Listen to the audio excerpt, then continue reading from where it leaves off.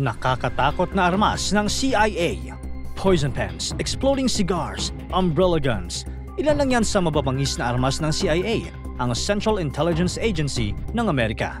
Ang lihim na ahensya na kilala sa mga misyon na hindi pwedeng pag-usapan.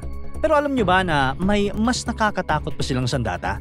Isang baril na mukhang ordinaryo, pero sa isang pindot lang, kaya kang patayin ng walang kahit sinong makakahalata. Walang sugat, walang tunog, walang bakas. Para kang natulog lang.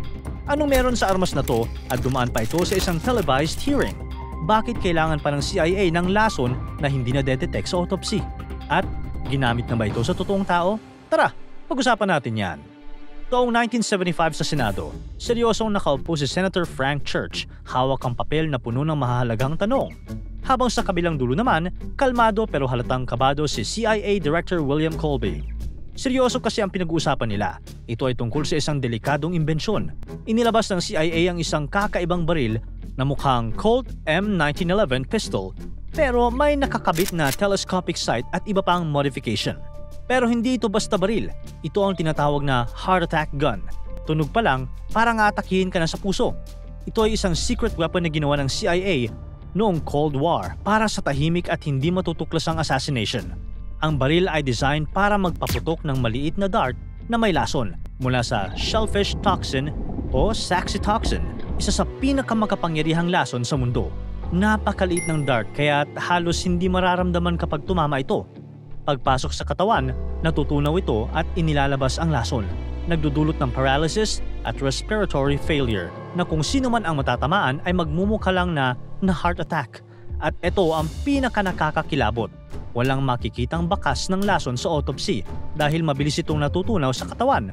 Maliban na lang kung hahanapin ng maliit na pulang marka mula sa dart.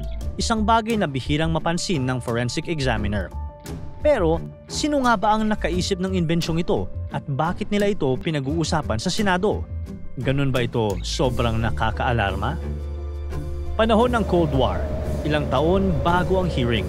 Mainit ang tensyon sa pagitan ng Amerika at Soviet Union. Hindi hayagan ang labanan, walang putukan sa harap ng publiko, pero sa likod ng mga eksena, may matinding giyera sa pamamagitan ng mga spy. Taong 1961, nalaman ng Amerika ang tungkol sa isang KGB agent na si Bogdan Stashinsky. Isa siyang espiya na pumatay gamit ang kakaibang baril na hindi gumagamit ng bala. Ang baril na ito ay naglalabas ng lason, cyanide gas, na mabilis na nakakamatay kapag nalanghap, at ang mga biktima niya namatay na parang inatake lang sa puso. Walang sugat o anumang bakas, kaya hindi agad na paghinalaan. Ginamit ni Stashinsky ang baril para patayin ng dalawang kilalang Ukrainian na kalaban ng Soviet Union, si Lev Rebet noong 1957 at si Stepan Bandera noong 1959. Ang lason ay talaga nga namang nagdulot ng cardiac arrest sa mga biktima, kaya mukhang natural ang pagkamatay nila. Walang foul play. Case closed. Noong August 12, 1961, tumakas si Stashinsky papuntang West Berlin at nagpunta sa Tempelhofer Dam Police Station. Doon, inamin niya sa mga pulis na siya ay isang KGB agent na pumatay kina Bandera at Rebet gamit ng espesyal na baril. Humiling rin siya sa mga pulis na ipaalam ito sa mga Amerikano. Ang kanyang pag-amin ay nagbigay liwanag sa mga misteryosong pagkamatay ng dalawang biktima at nagbunyag ng lihim na operasyon ng KGB. Ang kanyang revelasyon ay nagdulot rin ng malaking pagbabago sa paraan ng espionage noong panahon ng Cold War. Kaya naman, nang malaman ng CIA ang ginawa ni Stashinsky, napaisip sila, bakit hindi rin sila gumawa ng sarili nilang makapangyarihang sandata na kayang pumatay ng walang bakas, katulad ng ginamit niya. Dito na nagsimula ang kanilang bagong trabaho, ang gawin ng kakaibang weapon na ito. Ang dating sekretarya na naging researcher sa technical services ng CIA na si Mary Embry ang inatasang maghanap ng laso na hindi madaling makita sa autopsy. Sa kanyang pagre-research, natuklasan niya ang saxitoxin, isang chemical na galing sa shellfish. Ang laso na ito ay mabilis kumilos. Binablock nito ang nervous system, nagdudulot ng paralysis at respiratory failure na parang heart attack ang magiging sanhi ng pagkamatay ng target. At ito na nga ang hinahanap nila, isang laso na halos imposibleng makita sa autopsy. Dinala ng CIA ang ideya sa isang secret base ng Army, Fort Detrick, Maryland. Dito, kasama ang Army Special Operations Division o SOD, sinimulan nilang buuin ang ultimate weapon. Dumaan sa maraming eksperimento ang baril hanggang sa mabuo ito, isang non-discernible microbio-inoculator. Mas kilala ito sa secret name na heart attack gun. Ganito gumagana ang baril. May maliit na baterya na nagpapaandar sa mekanismo nito. Sa halip na bala, naglalaman ito ng napakanipis na dart na kasing payat ng sinulid. Kapag pinaputok, halos walang tunog at ang dart ay tumatama ng hindi mararamdaman ng target.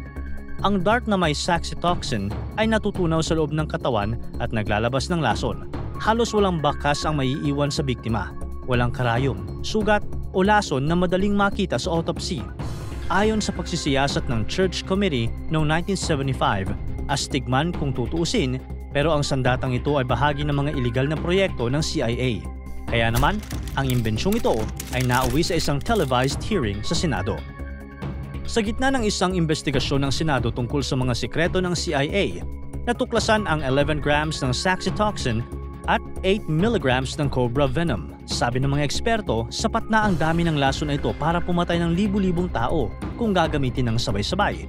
Nang tanungin ni Senator Frank Church kung bakit nag-imbak ang CIA ng ganito karaming nakamamatay na chemical, sagot ng ahensya, ginawa raw ito bilang alternatibo sa cyanide pills para sa mga ahenteng baka mahuli sa mission. Sa halip kasi na mahirapan o mapilitang magsalita, mas mabuting mamatay na lang daw ang mga ito kaagad gamit ang lason na mabilis at walang kasakit-sakit. Pero hindi naniwala si Senator Church. Para sa kanya, ang dami ng lason at kung paano ito tinago ng maingat sa isang secured na kwarto na bihirang gamitin ay nagpapakita na baka may mas malalim itong paggagamitan. Kasama na nga rin sa mga nadiskubre ng komite ang heart attack gun. Sabi sa report, nilabag ng CIA ang utos ni President Nixon noong 1969 na sirain ang lahat ng biological weapons. Sa halip na sumunod, itinago pa rin nila ang saxitoxin at cobra venom. Ipinakita nito kung gaano kahirap kontrolin ang galaw ng ahensya na parang gumagalaw sa sarili nilang patkaran. Pagkatapos ng mga hearing, inilabas ng Church Committee ang 2,702 pages report noong 1976 na nagbunyag ng marami pang mga sikreto ng CIA. Kasama rito ang mga kontrobersyal na programa tulad ng political assassinations, mind control experiments gaya ng MK Ultra at mga trials sa biological weapons tulad ng pagpapakawala ng bacteria sa subway ng New York. Pagdating naman sa heart attack gun, walang opisyal na ebidensya ang nagpapatunay na ito ay ginamit na. Walang dokumentong misyon o pangalan ng biktima nito. Gayunpaman, nananatili itong simbolo ng madilim na kakayahan ng CIA para sa kanilang mga secret operations. Kaya isipin mo na lang, kung may baril kang hindi maririnig, hindi makikita, at hindi nang iiwan ng kahit anong bakas, paano mo malalaman kung kailan ito ginamit? Nakakatakot, di ba? Para tuloy-tuloy ang saya at kwentuhan, huwag kalimutan mag-subscribe sa Bubbly YouTube channel at pindutin ang notification bell.